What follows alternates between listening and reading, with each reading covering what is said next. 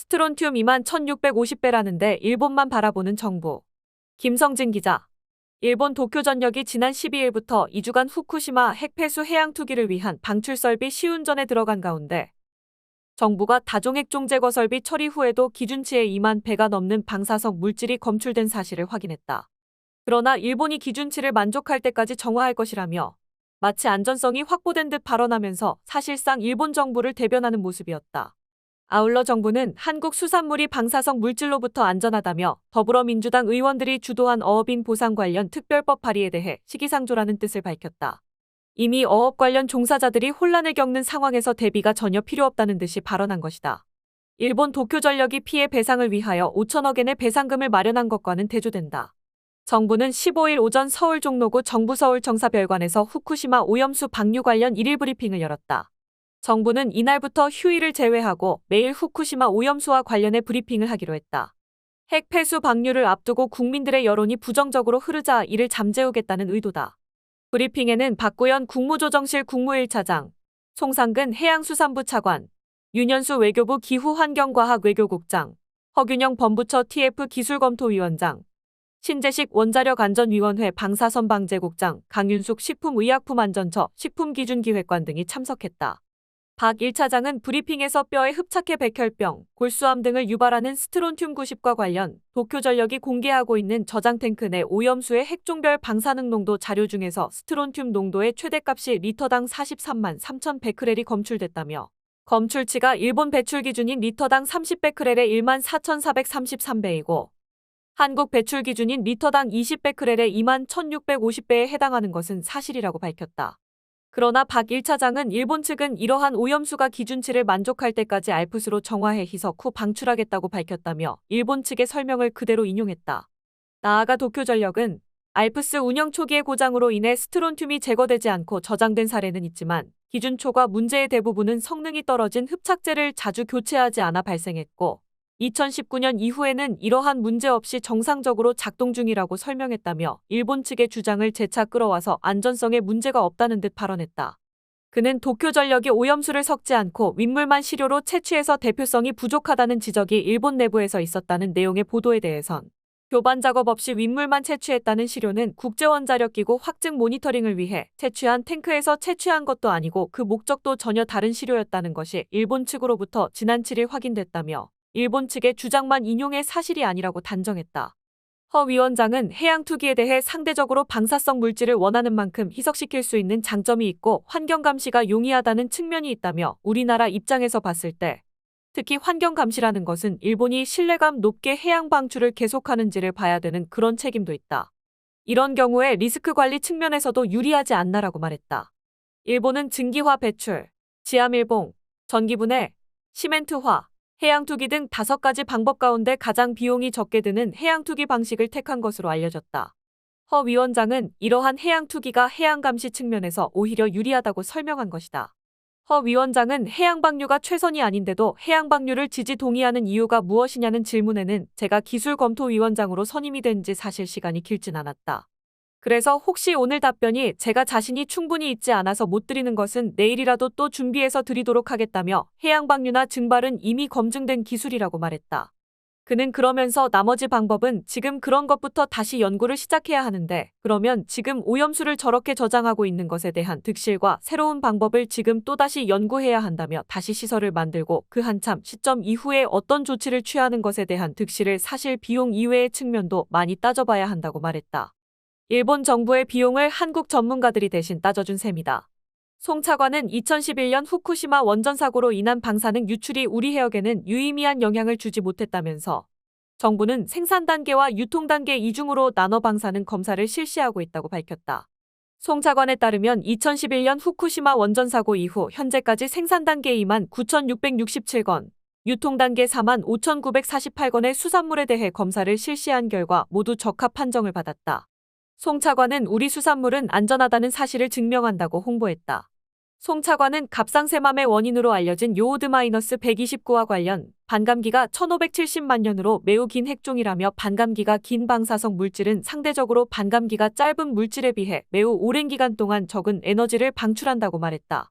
그러면서 반감기 30년의 세슘 137과 비교할 때 같은 1g의 양이라도 요오드 129가 방출하는 방사선은 세슘 137에 비해 약 50경분의 1 수준이라며 요오드 129는 검사를 통한 검출 한계치에 잡히지 않는 수준이 검출될 것으로 추정되어 검사 지표로 활용하기 어렵다고 했다. 요오드 129가 장기간 다량이 해양에 배출됐을 경우 생태계를 장기 피폭할 수 있는 가능성은 빼고 마치 적은 양이라 안전하다는 듯이 설명한 것이다. 아울러 송 차관은 어업인들의 실질적인 피해에 대한 지원을 위한 법적 근거도 미비한 상황에서 지난 13일 민주당 송재호 국회의원을 비롯한 야당 의원 73명이 발의한 원전 오염수 해양 방류에 따른 피해 어업인 등 지원 및 해양환경의 복원 등에 관한 특별법안과 관련해 시기상조라고 밝혔다. 국회 의안 정보 시스템에 따르면 해당 법안은 핵 폐수 투기로 인한 피해를 당할 시 국무총리 소속 원전 오염수 피해 복구 특별대책위원회를 구성하고 재원 마련을 위한 원전 오염수 재난 관리기금 설치 등의 내용을 담고 있다. 송 차관은 일본 오염수 방류로 우리 바다가 오염되고 이로 인해 우리의 어업 활동이 불가능해질 것을 전제로 아직 발생하지도 않은 피해에 대한 보상과 복구를 논의하는 것은 시기상조이며 이러한 차원의 특별법 제정 논의는 현재 단계에선 신중한 검토가 필요해 보인다면서 우리 수산물에 대한 국민 불안을 낮추고 괴담 등 시장 교란 행위에 따른 수산업계 피해가 발생하지 않도록 하는 것이 순서상 먼저라고 말했다. 후쿠시마 핵폐수 해양 투기가 초일기에 들어가면서 국내에서는 천일염 사재기로 품귀 현상까지 빚어지고 있지만 정부는 이에 대해서도 천일염 사재기 징후는 아직 없다고 밝혔다. 정부에 따르면 신안군 7개 농협 수협에서 판매하는 2021년산 2022년산 천일염에 대한 개인 구매가 크게 늘어서 6월 현재까지 파악한 직거래 물량이 지난달에 비해서 2에서 5배까지 증가했고 가격도 일부 판매처에서 5월보다 20%가량 올랐다. 송 차관은 이에 대해 여러 차례 현장을 확인한 결과 가공업계나 유통업계 차원에서 발생하는 천일염 사재기 징후는 아직 없다며 개인 직거래 비중을 말씀드리자면 전체 거래량의 7에서 8%밖에 되지 않는다. 개인 직거래 증가가 전체 천일염 수급과 산지 가격에 영향을 미칠 정도는 아니라고 판단하고 있다. 그리고 다행히 강우 일수가 줄고 일조량이 회복되면서 6월부터는 생산도 평년 수준으로 회복되고 있어 향후 생산에 큰 문제는 없을 것으로 보고 있다고 했다. 그러면서 최근 천일염에 대한 국민적 불안이 고조되고 있으므로 정부는 농협과 수협을 포함해서 생산자 단체의 서민 경제와 소비자 물가 안정을 위해서 안정적인 가격 수준을 유지해 줄 것을 적극 요청했다며 현재 가격 동향을 지켜보며 거래량과 가격이 그래도 오른다면 정부 수매 후 할인 방출하는 방안을 검토할 계획이라고 밝혔다. 또 2011년 원전 사고 후에도 천일염 방사능 검사를 286회나 실시하였는데 그때도 방사능 물질은 전혀 검출되지 않았다며 국산 천일염은 안전하다고 강조했다. 이정윤 원자력 안전과 미래 대표는 시민언론 민들레와 통화에서 정부의 일일 브리핑 내용에 대해 스트론튬이 2만 배 넘게 초과한 상태인데 희석해서 버리면 상관없다는 식의 발언이다. 정부 논리대로면 원전에서 사용하고 나온 사용 후 핵연료부터 전부 다 바다에 희석해서 버리면 된다는 그런 이야기다. 한국 정부가 나서서 일본의 후쿠시마 핵폐기물의 해양 투기를 부추기 것이라며 정부는 해양 투기를 찬성한다는 이야기냐. 일일 브리핑은 일일 찬성 브리핑인 것이냐고 했다.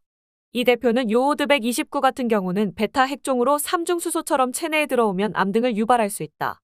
환경에 누출된 요오드 129 같은 경우 베타선이기 때문에 물 등에서 차폐가 쉽게 되지만 몸 안에 들어오면 상황이 달라진다.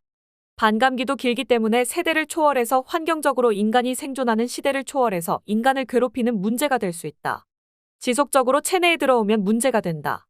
요오드는 뼈와 살에 축적이 된다며 몸을 장기 손상시킬 수 있는 원인 될 수 있다이라고 말했다. 이 대표는 후쿠시마 문제는 핵의 폭력적 일면을 보여주고 있다. 공학의 문제를 벗어났다. 원전 설비와 관련된 공학적인 수준을 넘어서 환경 문제로 접어들었다.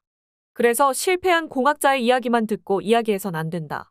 지금은 환경 생태에 신경을 써야 할 때다. 시민들은 우리 밥상에 오염된 물질이 올라올까봐 걱정이 태산이라며 후쿠시마 원전 문제를 과학기술자들이 역량을 총동원해서 협력해야 하며 미국도 일본과의 안보 동맹을 유지하기 위한 대가라고 하기에는 너무나 큰 비용을 치르고 있다고 했다. 한편 오세훈 서울시장은 이날 후쿠시마 핵폐수 해양 투기와 관련 국제 기준에 맞지 않고 객관적으로 과학적으로 안전성이 검증되지 않은 오염수 방류를 절대 반대한다는 입장을 밝혔다. 서울시의회 시정질문에서 더불어민주당 소속 이소라 시의원의 질의에서다. 하지만 오 시장의 발언은 객관적으로 과학적으로 안전성이 검증되지 않으니라는 전제를 깔고 있다.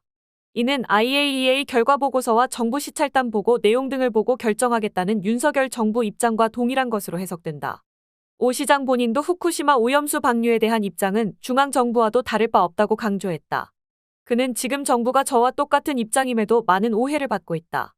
지난 12일 국회 대정부질문 과정에서 정부가 한 답변을 살펴보면 한 총리가 과학에 근거하지 않는 오염수 방류를 찬성하지 않는다고 했다면서 객관적이고 과학적으로 검증돼야 한다는 제 얘기와 똑같은 것이라고 재차 강조했다.